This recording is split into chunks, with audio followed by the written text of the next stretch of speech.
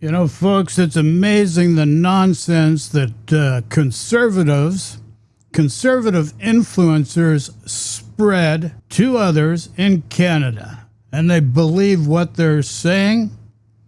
Let's look at the truth, or a better representation of the truth as it is now, because we understand certain truths. Yesterday's truth may not be today's truth. And especially with science and the ability to measure better, you know where I'm coming from. So let's go to Mr. Klaus Kellerman. Why do I say that? Because Klaus just made something easier for me to regurgitate. Can you imagine that? Regurgitating. Holy crap. Oops, that didn't work. Off just great. It's a new day, so wouldn't you know it, more threats and rhetoric coming from the United States. The latest from the U.S. reported June 10th. The president threatens not to renew trade deal with Canada and Mexico. Well, what are we supposed to make of that? Who knows? But the president is threatening that he may not renew the... So let me ask you a question. How are you supposed to get a deal with the United States when you've got a control freak like Donald J. Trump in the saddle, and he's always changing his mind depending on who bends his ear, what's the flavor of the month, and what payola's coming his way so that he can stick in his pocket? Goalposts are constantly shifting. Can you imagine a World Cup soccer game where they constantly shift the goalposts? Stanley Cup final, Game 7, they shift the goalpost. You say, what? That's not my team. Yeah, so the United States of America under Donald Trump is in a format we've never seen ever before in the history of the Republic of the United States. And being the good neighbor Canada is, that Canada has yet to witness. It's nothing like we've ever seen. But some people try to tell you they're experts, and they've got certificates, they've got degrees, talking heads that have been talking their head off for a long time. And you give your power to them. Because why? You don't know any better, and so you believe anything you hear. But actually, if you understand the construct of the mind, and that the mind's just the reporter and the recorder, and everything you're hearing is out there somewhere. It's nothing new. Just saying, folks. So let's see what Mr. Kellerman says again. Let's just repeat this because people have a hard time understanding what's going on. Just great. It's a new day, so wouldn't you know it, more threats and rhetoric coming from the United States. The latest from the U.S. reported June 10th. The president threatens not to renew trade deal with Canada and Mexico. Well, what are we supposed to make of that? Who knows? But the president is...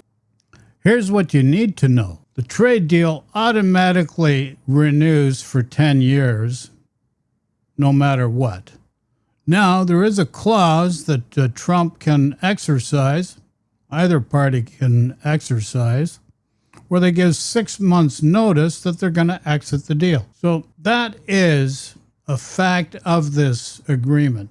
Just so you know, we're going to get a deadline of, July 1 or whatever in July. Whether we agree to something new or not makes no difference. This agreement's going on for the next 10 years. And during the term of that agreement, you're going to have various points in time within that agreement where the parties have to get together and renegotiate to either extend, modify, or not. And if they like it, they just keep going with it. If they don't like it, they give their 6 months notice. Just like going to a matrimonial lawyer. Only if you can get a divorce in 6 months, it'll be a miracle. You're going to be tied for life in one way or another, unless we change the laws. So let's move on to Brian Lilly. Now he's going to tell you something different. What's he going to tell you? This is the byline, or the heading of his video. CBC is lying to you about the U.S. trade negotiations. Really? CBC is lying. He says they're demanding an entry fee for us to start talks again. Yeah, well, what do you think this tariff thing is? It's an excise tax on everyone just to do business with the United States. That is an entry fee. No matter how you slice it, everybody around the world is being, except for Russia. Russia gets a pass on that. Go figure. The Russian hoax is not a hoax. It's real. But everybody thinks it's a hoax. It's real. I know because I witnessed who the players were and what they were doing. So the Russian hoax is not a hoax. But here's the thing. National Post or Post Media, which owns the paper that this Brian Lilly writes from and broadcasts from, is owned by an American hedge fund, which has a conservative slant. And to be a participant in their corporate structure and an employee of theirs, you've got to have a conservative slant. And so Brian Lilly, obviously, and anybody else that works at the Toronto Sun must have that belief. They must have that modus operandi, or they're not going to survive in that corporate environment. So let's see what this man has to say. Makes it sound like they want cash. No, they want a concession, which CBC, I will admit, did say in their story. But then all day on my TV box, I had person after person, reporter after reporter, guest expert after guest expert, talking as if they wanted us to pay up. CBC told two lies to support their initial lie about the entry fee. Oh, and then we have Northern Perspective with Brian Lilly. Mark Carney was elected on the premise that he would get a deal with Donald Trump and that he would get one fast. Shortly after the election is what he led everybody to believe. But that's not what happened, as we No shit, Sherlock. You finally realizing that? You're a friggin' genius. And the other thing you're not telling anybody is the fact that, like you and everybody else, none of you people knew what to expect from Donald Trump. You're thinking you're dealing with a normal person, and now the realization has been modified, or should be modified, to understand you're not dealing with a normal person with Donald Trump. But if you keep thinking you're dealing with a normal person, you're just wasting your time. You're wasting people's time. So you better have another strategy in place, because you're going to need it. Now, what has this man here have to say? We know, as it's been now over a year since he made those promises, and we still have no deal. So now we're about to get back into the CUSMA negotiations. And what the mainstream media is trying to tell us is that the Americans are asking for an entry fee. Brian Lilly of the Toronto Sun broke this down yesterday in one of his famous Lilly Unleashed videos, and he's here to talk about that today. Brian, welcome back to Northern Perspective. Thanks for having me on. As you were introing this, I thought I got to pull up that quote from Carney that I used in one of my columns at the Sun the other day. And I keep going back to this one. He said, "I know the president. I've dealt with the president in my past, in my previous roles, when he was in his first term, and I know how to negotiate." Hasn't worked out, has it? We will handle Donald Trump. Yeah. Look, can anyone handle Donald Trump? Well, you know, you're not negotiating with Donald Trump, to be honest. Once he gives the go-ahead, you're negotiating with a very smart, sober guy named Jamieson Greer, who was before the House Ways and Means Committee yesterday saying very good things about Canada. And also, Jamieson Greer did state you're going to have tariffs no matter what. So don't forget that. Now, you're going to try to analyze this, but here's the deal. If you read Project 2025, if you read the security agreement in November of 2025, the doctrine of the United States of America, if you just go by the actions and behaviors of Donald Trump with respect to tariffing every country in the world, even the penguins, except for Russia. I got to bring that up, except for Russia. Russia has no tariffs. And he wants to do business with Russia. Meanwhile, Russia and America cannot realize the same business relationship in a positive way that Canada and the U.S. have for many decades. But nonetheless, you have to remember Donald J. Trump is a functioning illiterate. As well, you have to understand that Donald J. Trump does not understand cause and effect, and his actions and behaviors will support what I'm saying. All you got to do is go by his actions and behaviors. The guy's just a greedy man. He's He's out for himself. He wants to shape the United States and the world in his vision. And his vision is the biggest club wins the prize. His vision of negotiation is zero-sum gain for the other party, where he benefits only. He has to benefit at your expense.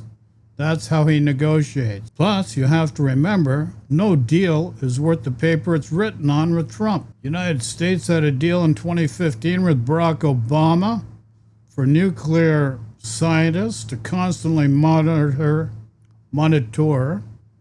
Iranian uranium. He ripped it up, said he can do a better deal.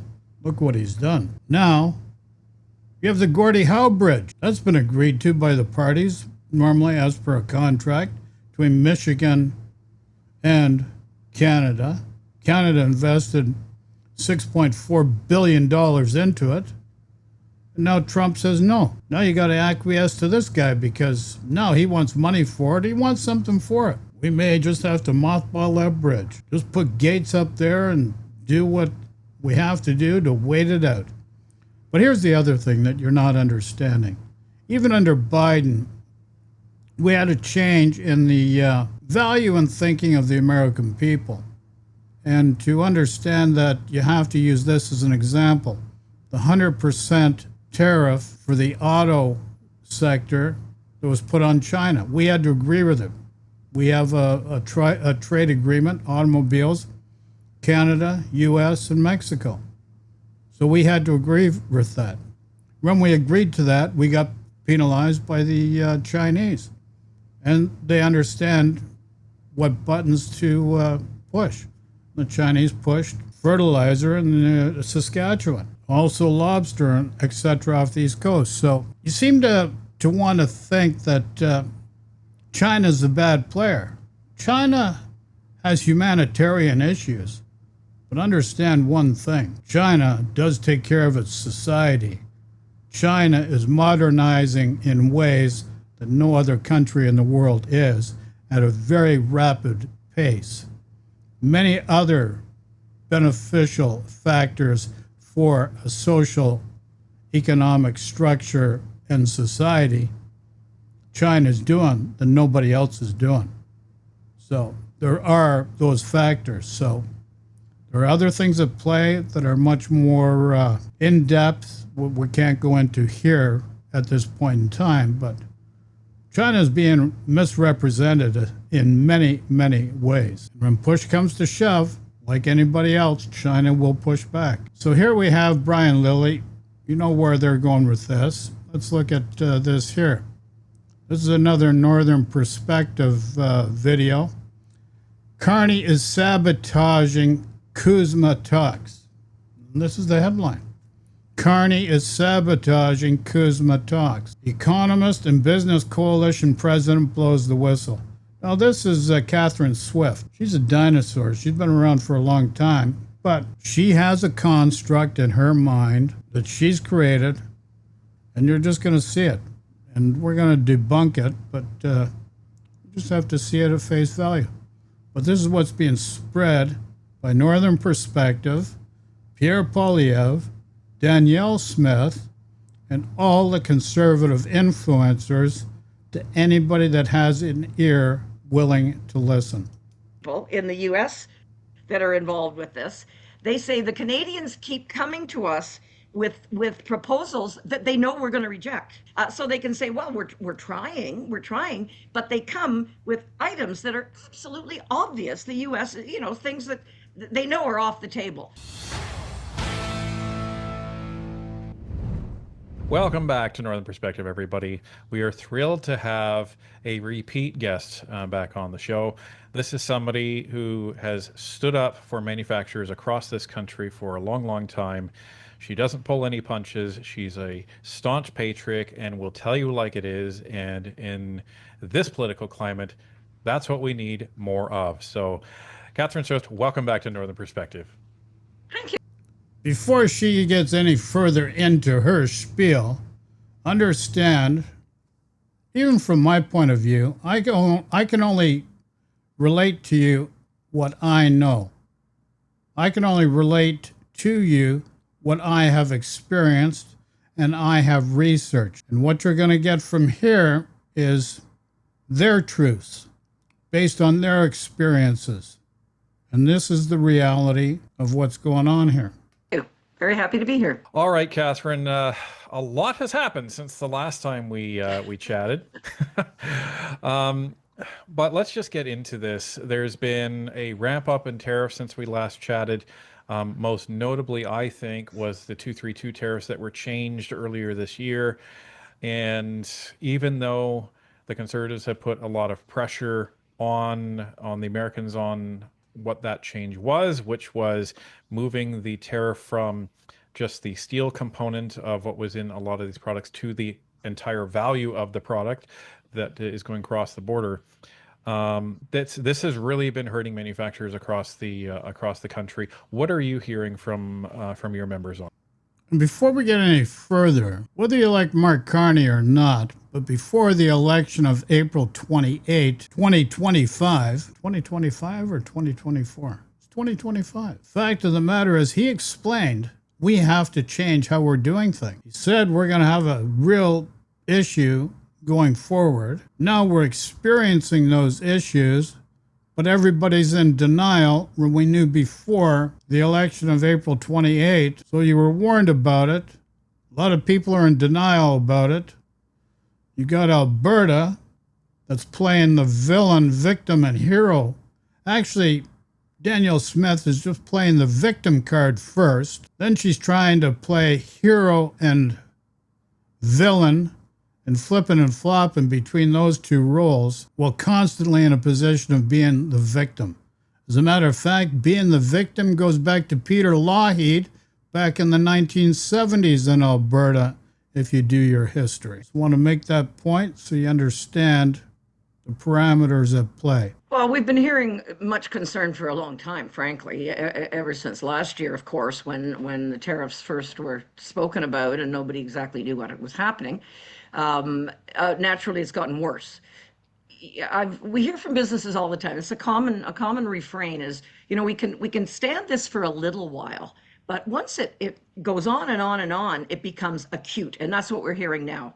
This is suppliers. People are going out of business, is what's happening. People are downsizing their businesses, letting go of employees. It has gotten serious, very serious. And again, it was serious enough to start with, but the longer it goes on, the harder it is to endure. But for businesses, way more interest in locating south of the border, which should be a massive concern to any government. Once you lose businesses, and manufacturing sector in particular, we represent non-manufacturers too, but our core is manufacturing, small, medium-sized business in the manufacturing sector and resource sector. But here's my other point. Imagine how Cuba feels. Donald Trump went into Venezuela, took out the guy that ran the country, Maduro, and then he runs the company. Country. Venezuelan oil that went to Cuba. Cubans are suffering big time. Can you imagine how Cuba's doing under this kind of situation? Lights out. It creating serious problems. And the Americans have made up this propaganda thing about Cuban drones to make sure that people say, well, the Americans are only just protecting their national security by invading Cuba. And that's the byline it's created. Now it is Cuba has all these drones. They're going to attack the United States, and we're going to have to attack them. And this is what's going to happen once this Iran thing gets wrapped and closed. Hopefully it gets wrapped and closed with a nice bow on top. As well. And once you lose them, they don't come back, guys. They don't come back quickly or maybe ever. So this is not something we can afford to do as a country. It's extremely serious. And we've been saying for months, business wants a deal. We want a trade deal. We want certainty. Of course, we want a good deal. And it's American interest too. We speak to U.S. businesses. We speak to people in the administration. We speak to people in our own embassy and our own government, of course, as well. And why they are ragging the puck to the extent they are, I really can't figure it out, because tangible, serious damage is happening to Canada now in terms of businesses and the people they employ. Now, it's been suggested that Mark Carney and the Liberals are just taking advantage of Donald Trump and his aggression and this trade war. What do you think about this postulation that the reason that they're doing this is so that they maintain strong support from Canadians, and they use the Canadian media to just hammer home, well, this is the Americans doing this. It's not us. It's not anybody else. It's the Americans. What do you think about that? I don't think there's any question that's what they're doing. There's enough Canadians that have got a serious hate on for Trump in particular. There's always been an undercurrent of resentment of the U.S. in Canada. And that's been the case forever. But the Trump thing just seems to ramp it right up to record levels. So there's definitely partisan advantage. I don't think too many people would deny that the reason Carney got a minority government last election was because he talked a good game. Now he's not acting a good game, however, because he told us he was the best guy to negotiate a trade deal. He was the tough guy that was going to stand up to Trump. Meanwhile, we haven't got a deal. Last year he said we'd have one by July last year. So in other words, just about a year ago. We don't, and I call it the cutting off your nose to spite your face strategy, because the damage it is doing to Canada is factual. I'm not making this up. Look at StatCan data. We know we're in recession now. Two consecutive quarters of negative GDP, and I'm not surprised. I have been thinking we've been in recession for a while now. So it is bad for the country. And naturally, any government of any political stripe is going to look at their partisan support and what's going to help it and what's not. But when we get to the point that we really are badly hurting Canadians so that the Liberals can feel they're shoring up this anti-Trump hate factor in Canada. I call friggin' that's a holy crap moment, because that's nothing but BS. That's a construct of the mind created from the ego to justify their position. Now, you can check out Northern Perspectives videos. I'm not going to listen to this anymore. I've made my point, and that's all I wanted to make. You can investigate further. Now, Carney's taking questions from reporters. This is CTV News exactly 1 day ago. To make that extension. So the non-renewal doesn't necessarily, it doesn't take away the possibility or even the probability of an extension when there is a meeting of minds on. That creates the possibility to extend the timeline, so they would run for another 16 years. If a decision isn't taken, then it has 10 years left to run on that deal. But at any point subsequently, a decision can be taken to make that extension. So the non-renewal doesn't necessarily, it doesn't take away the possibility or even the probability of an extension when there is a meeting of minds. So here's the deal, folks. Why would you have to hurry into a deal you already have in place to create a deal that may be more disadvantageous to Canadians because conservatives want you to make a deal when you know this deal is still going to go on for 10 years? And the only way that this deal is going to stop being in effect is when one party, either Canada, Mexico, or the U.S., gives notice of 6 months that they're terminating their cooperation with the deal. And that's the reality. So why would you rush into a deal with the U.S. based on their actions and behaviors? And, what you agree to today may not be the same agreement tomorrow with the U.S. This is the reality of dealing with the U.S. Every country's had to deal with them, and that's been their experience. On the structure. Okay, so that's a very important point here.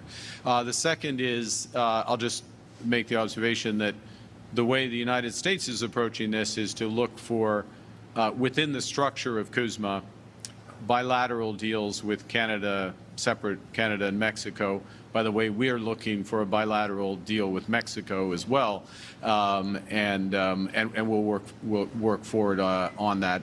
But there would be some commonalities that are retained as part of CUSMA's extension. So look, there's issues. We all know that.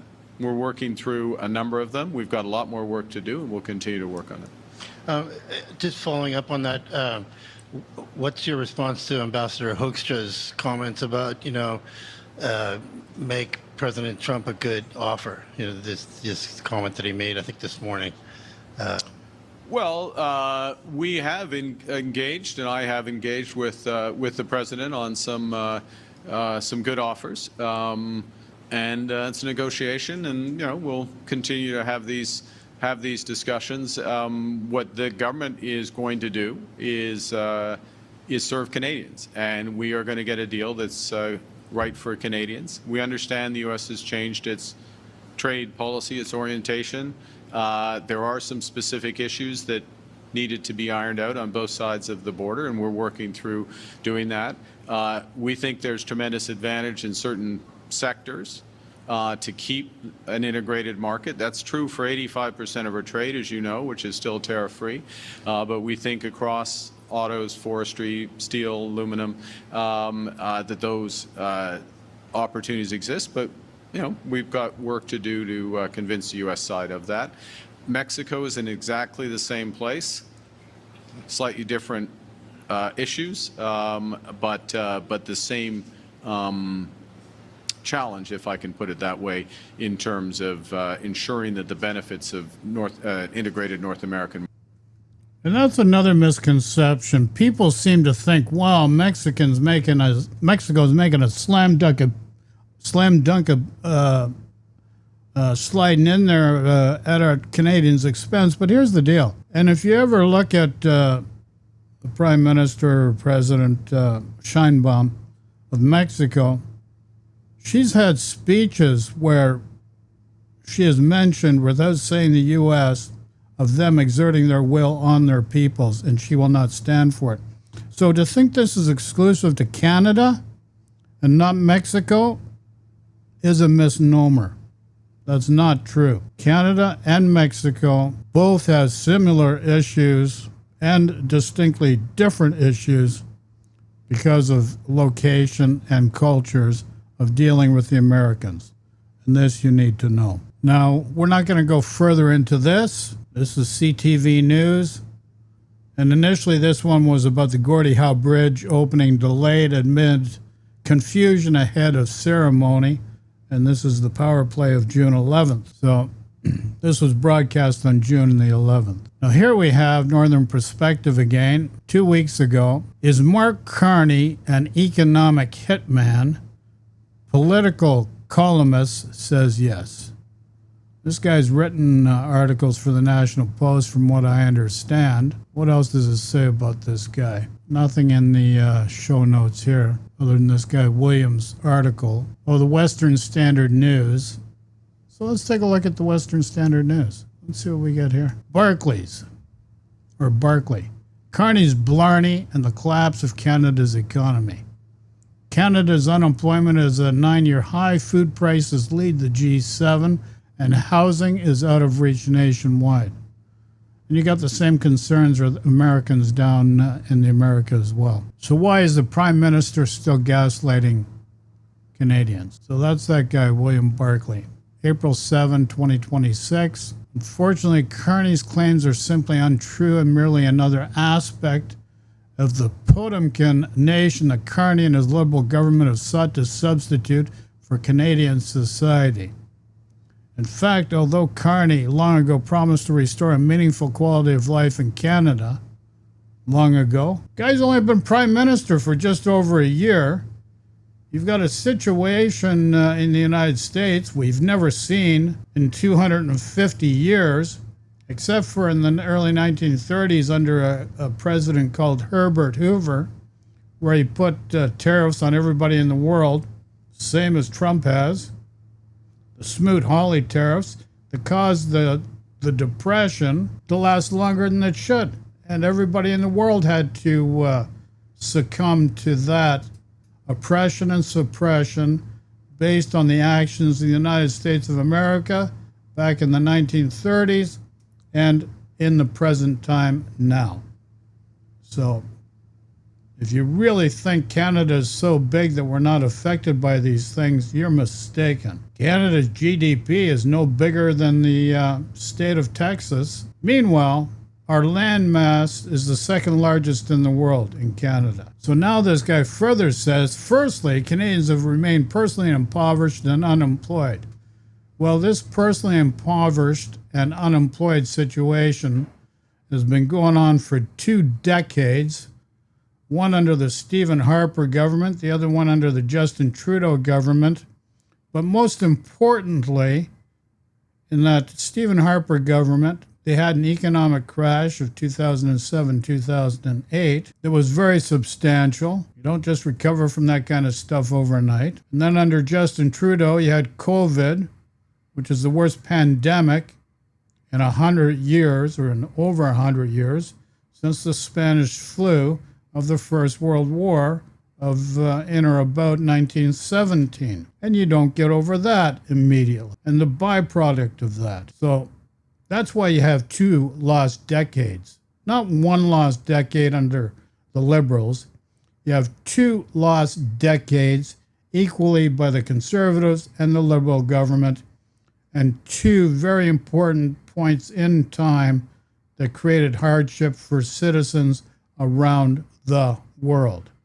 So let's be realistic. Being realistic, can you imagine that? Holy crap. Okay, so for instance, the cost of living has skyrocketed. The cost of food and groceries has increased dramatically. Food prices rose 6.2%. Actually, it was about 4% because of the GST break that was agreed to by the NDP and the Liberals caused it to be higher. But nobody tells you that stuff. Nobody tells you the truth. They want to spin things a certain way so that it fits within the compartmental cranial structure and the cranial sutures of that little thing that rests on their shoulders. And it's an ego thing. Brain is just the reporter and the recorder of what has happened. That's how a brain works. Everybody's trying to convince you it's otherwise, but no. That's it. So that's it for these guys. With the politics of the state of Israel and punished for its perceived sins. And that's just simply not okay, though it is, again, the macabre reality for Jewish people all across Canada. And is this isolated to just the leaders of these movements? Because there is a danger, if we're being completely honest, in almost practicing the same identity politics that the left loves to practice, in grouping everybody that may identify themselves as a liberal or New Democrat into this group of people that are espousing these anti-Semitic statements. So how do we manage that? Well, there's obviously a line, there's legitimate criticism, right? But I would point out that Anthony Housefather himself, a Jewish member of parliament, a relatively prominent one for the Liberals, actually nearly quit the Liberal Party altogether as a result of the Liberal government's overtly anti-Israel policies and utter unwillingness to confront anti-Semitism in Canada post-October 7th. And I think that's very much where we can look. Now he mentions post-October 7th. Okay, here's the truth. Nobody's telling you this either. Fact of the matter, under Netanyahu, through, I believe it was the Qataris of the UAE, they were financing Hamas for a long time. They were trying to divide and conquer the Palestinians by putting Hamas, strengthening Hamas. It was created by Netanyahu. Furthermore, you have to understand, since 1917, a guy by the name of Wiseman and another guy by the name of Ben-Gur were petitioning the British to create a state for the Zionist movement of the Jewish faith. Because there was British Palestine, which was landmass owned by the British.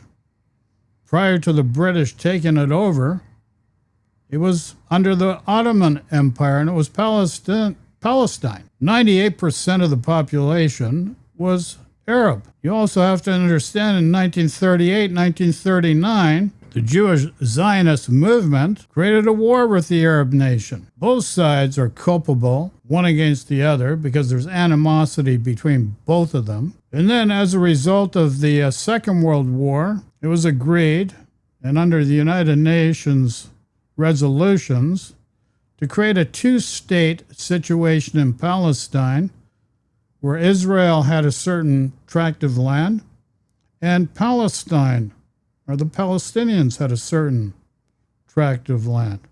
So it was supposed to be a two-state solution. And if you look at the Suez War, the Zionist movement of the Jewish faith has constantly been grabbing land against international law, squatting on that land, building on that land, and oppressing the Palestinians. And both sides have been fighting back and forth because of it. And this is the reality. And that's why I understand Hamas is back in 2013, 2014, getting money through the Qataris, a lot of money, which was authorized by Netanyahu to finance Hamas, to splinter the Palestinians and the PLA.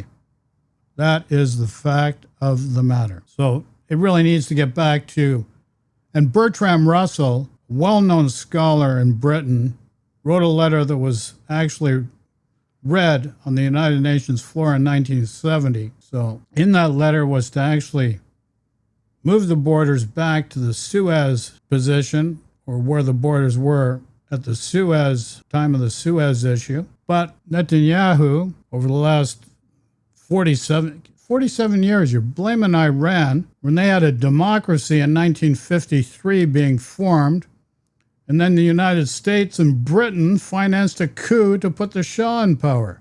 Like, you're not being told the truth about anything. So let's move to this next video. Carney leads or heads to Europe for G7 summit.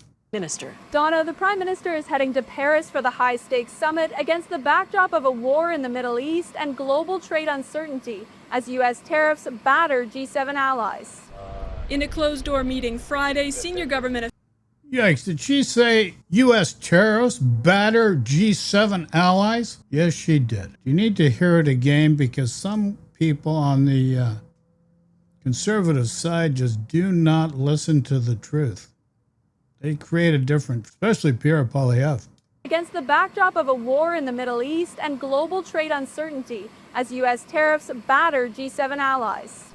In a closed-door meeting Friday, senior government officials say Macron and Carney will be discussing how to advance key issues, including artificial intelligence regulation, something the U.S. president has openly opposed. That one is a really big one, but it's kind of without the Americans, right? Because they're just saying, hey, buy our technology, use our systems. And it's a huge one because the United States markets have been raging out of control because of AI money. Private investment money going in to create an AI bubble.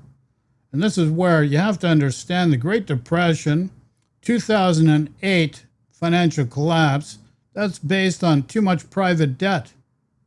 Not government debt, not government money going into the economy, but based on private debt because not enough government money is going into the economy.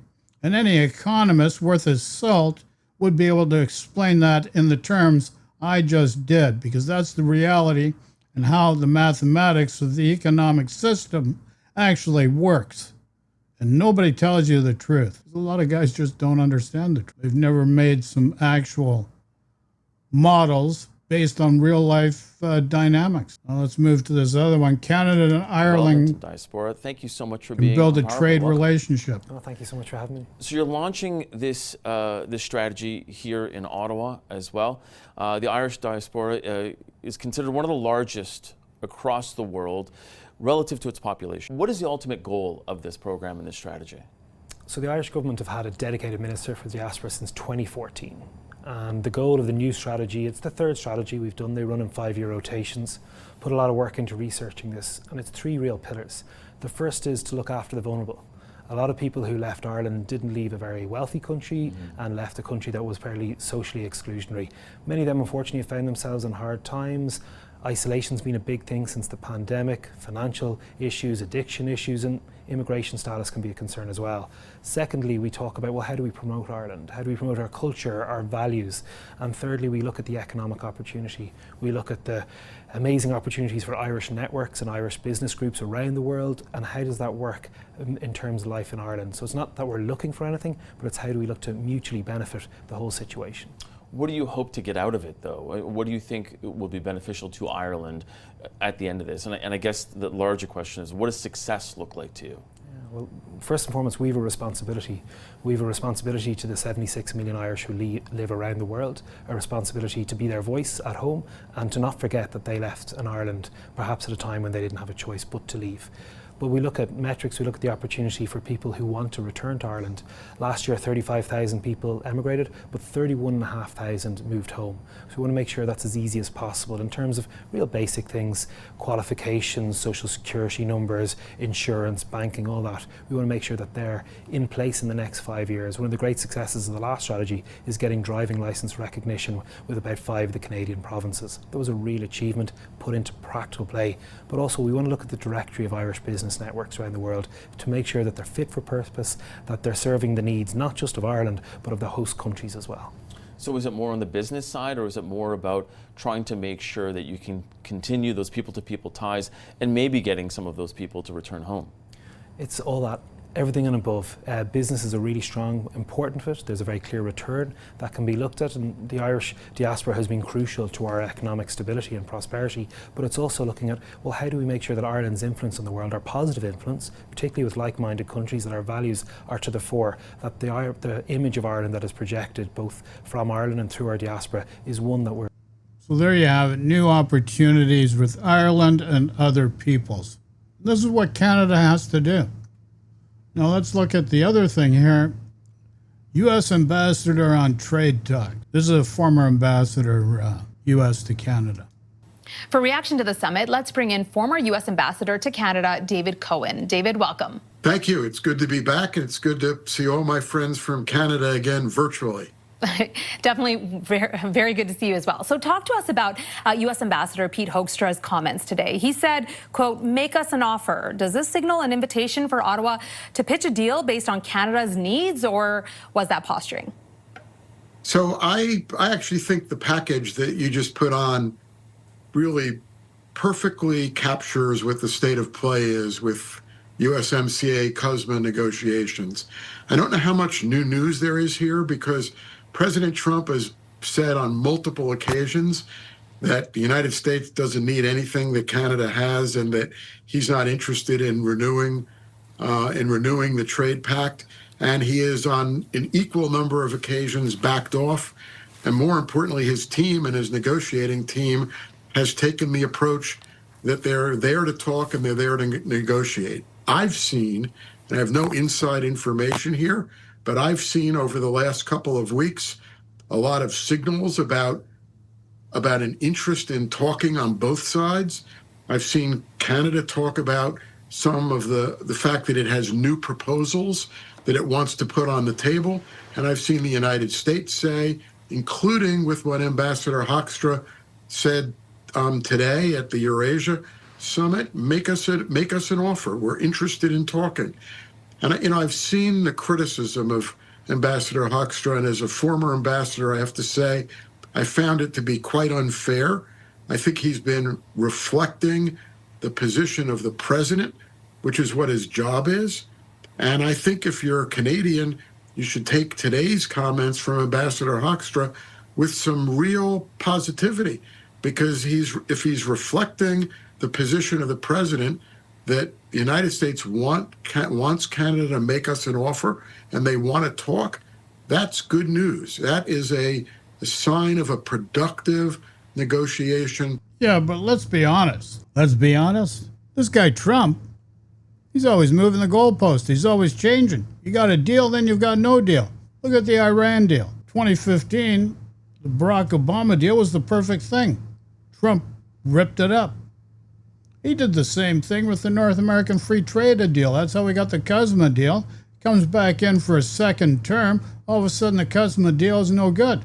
He's tariffing everybody. Secondly, Or thirdly, look at the Gordie Howe Bridge between Michigan and Windsor. Canadians invested $6.4 billion to build that, to make trade between Canada and the U.S. better. Now it's on hold because Trump has decided he wants to amend the deal. These were all things that were agreed upon, and they're fair, structured fairly. Canada invested $6.4 billion to put that bridge in place. Deal was Canada be collecting the toll money, and once the equal share of the building of the bridge of the United States side is paid off out of the tolls, then they'd split the revenue 50-50. Very simple process. Everybody lies to you about everything, saying, well, Carney, he's just not dealing. Let me explain something to you. Back during the crash of 2008, I had a deal with Karachi to send containers, sea containers, tons of scrap iron ore into Karachi. But between Afghanistan and Pakistan, it was so corrupt, you couldn't send it over there because it gets stolen out of the port. The port authority of the government couldn't do anything about it. It was just so corrupt. Then I had another deal for a hydrogen a peroxide plant, huge plant, to do recycling. And my youngest brother was going to help me with the deal because I had been targeted by a Canadian lawyer, my father-in-law, who was meeting with Boris Yeltsin at the beginning of the 1990s to launder money for the Russians. And they were going to use a guy like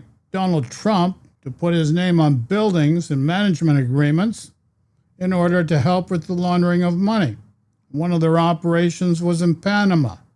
That's why the Panama Papers came into play. That's why the Paradise Papers. David Cameron lost his job because of he claims it was his father's doing, but I was married to this lawyer's youngest daughter that's a British blue blood. There's 2 generations removed from the East India Corporation, and they're brutal in how they deal with people. So the Russian hoax was not a hoax. It was real. Trump had his name on these properties knowing Russian money was being laundered through these properties. He also knew the Mexican drug cartel money was being laundered through these properties. And he also knew that Colombian drug cartel money was being laundered through these properties. And he also knew he was going to benefit by getting a cut off everything. And the management contracts he dealt with that were all set up, buildings and the property development and the construction was all set up for him. He didn't have to do anything but do these management contract deals. But he's such a predator, he skewed these management contract deals so much into his favor that anybody that was dealing with the properties was going to lose out. And that's why there was so much litigation and why the properties ended up changing hands. And it's as simple as that, and you just don't get it. Now, the Gordie Howe Bridge is on hold. Why? Because of Trump. So there you go. You're not being told the truth. I hope this helps explain things. Questions, comments from the comments section. Get away from this pain and suffering. Let's move to harmony, benevolence, and abundance. And it means changing from within. Ciao for now.